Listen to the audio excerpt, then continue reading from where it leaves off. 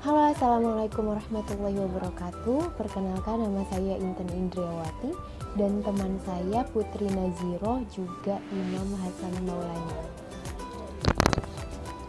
Di sini kami akan sedikit menjelaskan tentang sejarah jurnalistik di dunia, sejarah jurnalistik di Indonesia, dan juga perkembangan jurnalistik di Indonesia.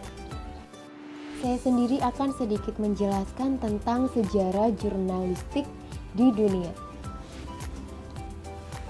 Saat kita berbicara mengenai sejarah jurnalistik di dunia, berbagai literatur menjelaskan atau merujuk pada Akta Diurna yang ada pada zaman Romawi kuno pada masa pemerintahannya Julius Caesar tahun 100 sampai 44 sebelum Masehi.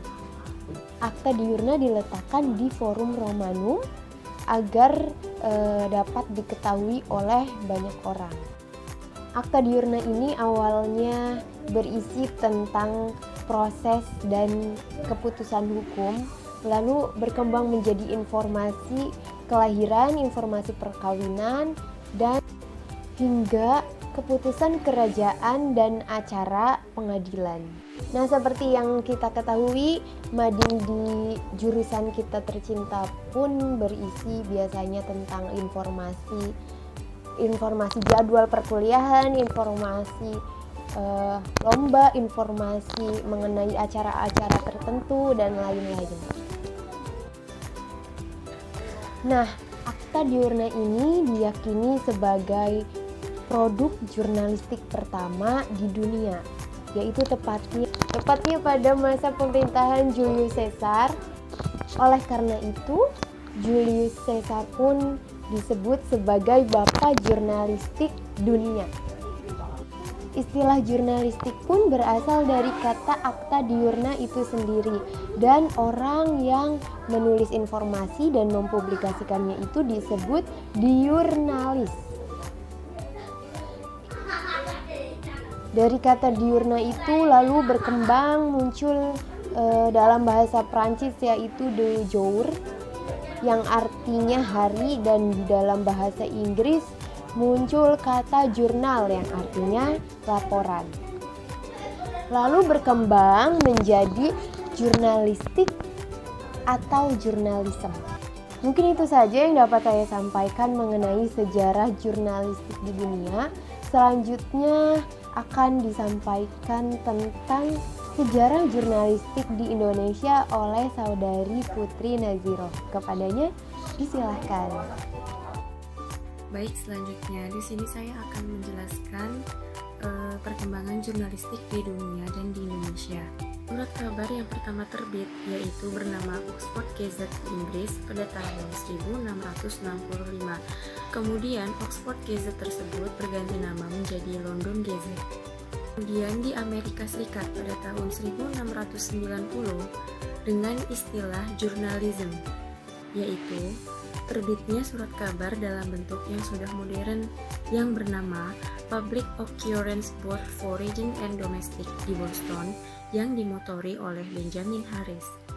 Lalu yang ketiga, mulai memasuki abad ke-17 di Inggris, yaitu mereka para kaum bangsawan mulai menuliskan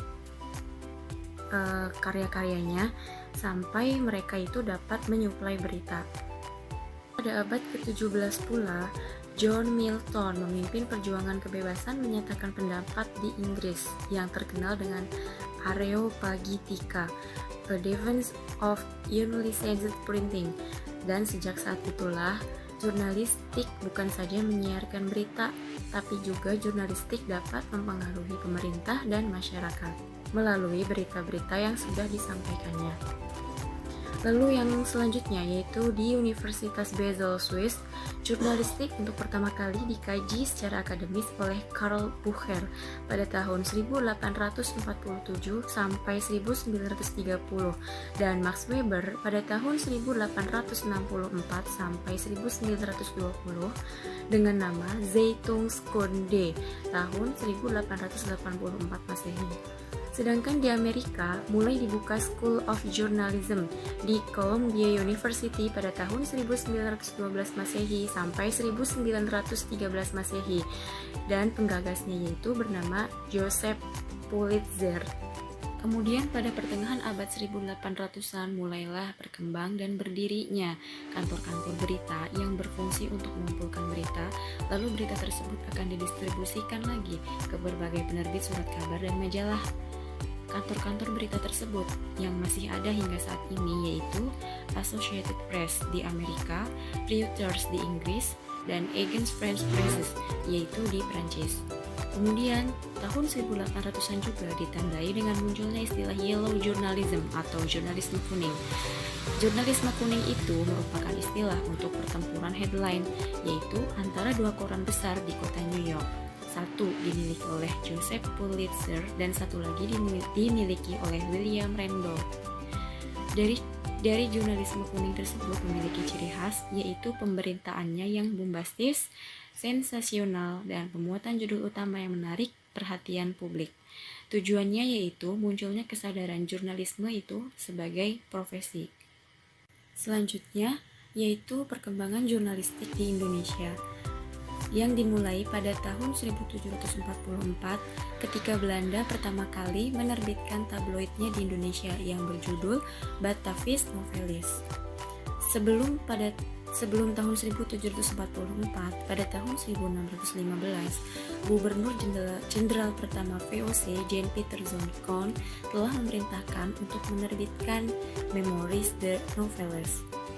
Surat kabar ini berupa tulisan tangan.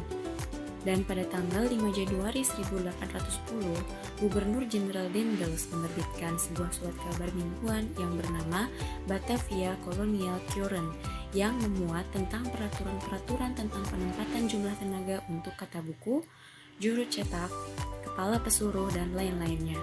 Setelah itu, kemudian bermunculanlah surat-surat kabar baru dari masyarakat Indonesia itu sendiri, seperti Medan Priai pada tahun 1910, Bintang Barat, Bintang Timur, dan masih banyak lagi. Medan Priai itu merupakan surat kabar pertama yang dimiliki oleh masyarakat pribumi Indonesia yang didirikan oleh Raden Djokomono atau Tirto Hadi Suwirjo. Kemudian pada tahun 1811 saat Hindia Belanda menjadi jajahan Inggris Batavia Kolonial, kemudian Batavia Colonial Current itu tidak terbit lagi. Lalu kemudian orang Inggris menerbitkan tabloid pertamanya yang berjudul Java Government Gazette. Java Government Gazette itu sudah memuat humor dan terbit antara 29 Februari 1812 sampai 1813. Karena hal ini, Pulau Jawa dan Sumatera itu harus dikembalikan kepada Belanda. Kemudian Belanda menerbitkan tabloidnya yang berjudul The Batavia Current dan kemudian pada tahun 1828 diganti dengan Java Current yang memuat berita-berita resmi, juga berita pelayanan, kutipan dari surat kabar di Eropa. Selanjutnya pada tahun 1835 di Surabaya terbitlah surat Bajes Advertent. Kemudian di Semarang pada pertengahan abad 19 terbit pula Semarang Advertent dan The Semarang Courant, dan kemudian Het Semarang News and Advertent. Surat kabar ini merupakan harian pertama yang mempunyai lampiran bahasa lain seperti Jawa, Cina, dan juga Arab. Lalu pada tahun 1862 untuk pertama kalinya dibuka jalan kereta api oleh pemerintah Hindia Belanda. Maka untuk menghormati hal tersebut, Het Semarang News and Advertent berganti nama menjadi The Lokomotif. Setelah itu, mulailah bermunculan surat kabar baru dari masyarakat Indonesia itu sendiri seperti Medan Priai pada tahun 1910, Bintang Barat, Bintang Timur, dan masih banyak lagi. Selanjutnya akan dijelaskan mengenai perkembangan jurnalistik di Indonesia yang akan disampaikan oleh Saudara Imam Hasan Maulani. Kepadanya dipersilakan. Baik, terima kasih Saudara Intan. Untuk selanjutnya itu mengenai perkembangan sejarah jurnalistik di dunia. Untuk perkembangan jurnalistik di dunia sebenarnya sudah ada pada pada tahun ke-100 sampai dengan 44 sebelum Masehi yang dikenal dengan Acta Diurna pada zaman Romawi kuno. Kemudian jurnalistik dicetak dan diterbit setiap hari pada tahun 1655 di Inggris dengan nama London Gazette. Itu pertama kali yang jurnalistik yang diterbitkan untuk setiap hari. Kemudian di Amerika mulai berkembang pada tahun 1690 Masehi dengan nama jurnalisme. Kemudian pada abad ke-17 mulai membuat berita untuk kepentingan para bangsawan serta kemudian pada abad ke-17 juga mulai bermunculan jurnalis-jurnalis yang memunculkan berita yang eksperimental yang bukan dari kalangan bangsawan. Itu pada abad ke-17 juga mulai ada jurnalis-jurnalis yang beritanya isinya itu berupa eksperimental seperti itu.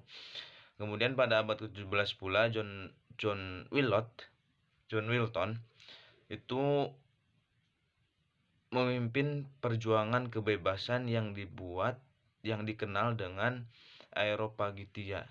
Dan sejak saat itu koran yang diterbitkan tidak hanya memuat berita tetapi juga mempengaruhi masyarakat dan juga pemerintah gitu.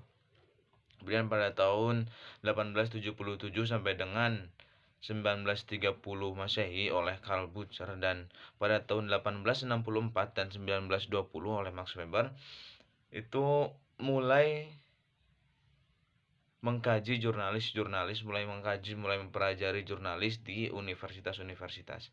Itu terutama di Universitas Basel di Swiss. Kemudian pada abad ke-18 jurnalis digunakan sebagai bisnis dan politik.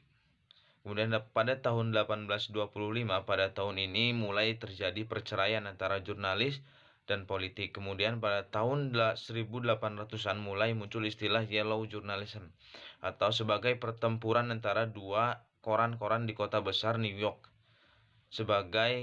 Serta pada abad ini mulai berkembang organisasi berita untuk mengirimkan berita yang kemudian untuk diterbitkan. Untuk seperti itu, mungkin itu yang bisa saya pahami dari perkembangan jurnalis di dunia. Kemudian untuk perkembangan jurnalis yang di Indonesia itu mungkin berawal dari penjajahan yang diusahakan oleh kolonial Belanda. Jurnalis ini itu berupa pers kolonial. Itu untuk pertama kali di Indonesia. Kemudian pada tahun 1744 terbit tabloid Belanda pertama di Indonesia. Muncul tabloid Belanda pertama di Indonesia yaitu Batavia's Novelis. Itu tabloid pertama di Indonesia. Kemudian pada tanggal 5 Januari 1810 Gubernur Jenderal Daendels itu menerbitkan sebuah kabar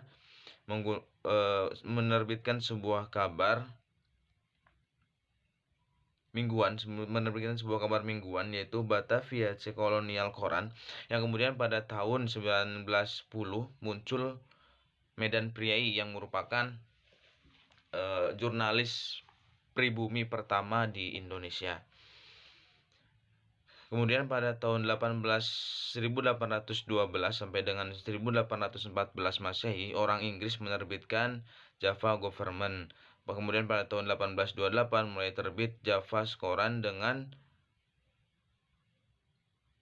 memuat isi berita yang resmi. Kemudian pada tahun 1835 di Surabaya terbit Surabraja Advertiablad. Kemudian di Semarang juga muncul pada pertengahan abad ke-19 dengan judul Semarangca Advertiablad dan yang lainnya. Itu merupakan jurnalis-jurnalis pribumi yang mulai bermunculan di Indonesia.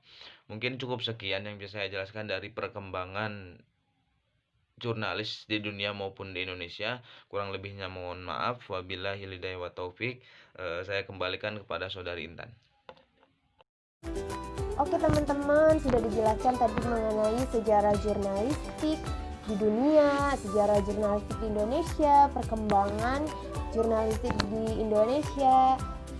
Mudah-mudahan dari yang kami sampaikan dapat teman-teman pahami, dapat diambil manfaatnya terutama dalam mengikuti mata kuliah ini.